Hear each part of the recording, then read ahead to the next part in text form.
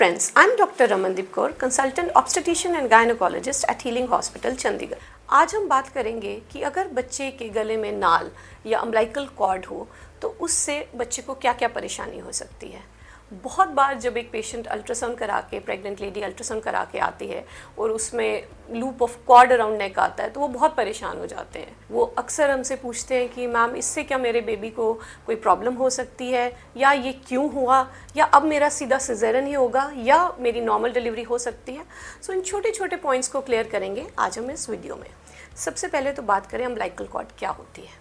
Umbilical cord is basically a connection between the placenta and the baby, जिससे nutrients placenta से baby की तरफ आते हैं।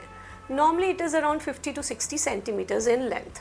जब भी बेबी टमी के अंदर मूव करता है, कभी कभी बेबी वो कॉर्ड लपेट लेता है अपने लेग्स पे, आर्म्स पे, या कभी कभी नेक के अराउंड। सो ये जो कॉर्ड अगर वो गले में लपेटता है वो गले में एक फंदे की तरह होती है, एंड अगर वो टाइट हो, येस ऑफ कोर्स बेबी का जो नेक कंप्रेशन हो सकती है एंड बेबी को डिस्ट्रेस हो सकता है। सो एक्सप्लेनिंग दिस इन डिटेल, सबसे पहले कि अगर सिर्फ जो कॉर्ड है वो गले के बिल्कुल क्लोज टू नेक है, बहुत बार लिखा होता है कि the single loop of cord is close to नेक।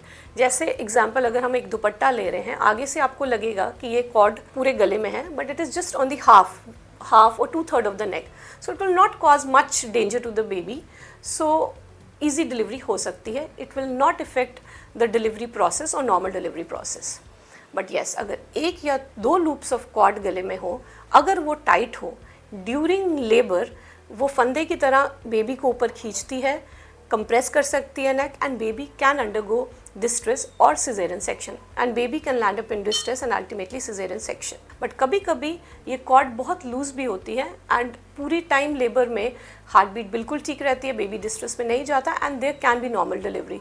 सो ये नहीं है कि अगर कॉर्ड अराउंड नेक है you need a caesarean section, no, that is a myth. कभी कभी there are 3 loops of cord around the neck. yes, it is little risky because अगर वो टाइट हो, sudden compression हो सकती है, and there can be problems in the baby, but if findings are good and throughout labor वो loose है and they don't cause any distress to the baby, the patient can't even undergo normal delivery. So most important points in the end, I would just like to summarize that loop of cord is not an indication for cesarean section.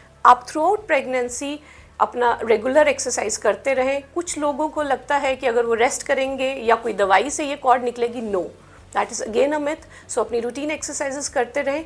हाँ, once you are in labour it is always important कि आपकी labour monitored हो, ताकि throughout labour आपकी foetal heart को देखा जाए, और कभी भी अगर डॉक्टर को लगेगा कि आपकी हार्ट बीट फॉल हो रही है, बेबी डिस्ट्रेस में आ रहा है, तो doctor can take action at that time. But if everything goes well, आपकी फाइंडिंग्स अच्छी हैं, you have properly exercise during the pregnancy, you will have a short labour and you can deliver normally even if you have single, double or 3 loops of cord.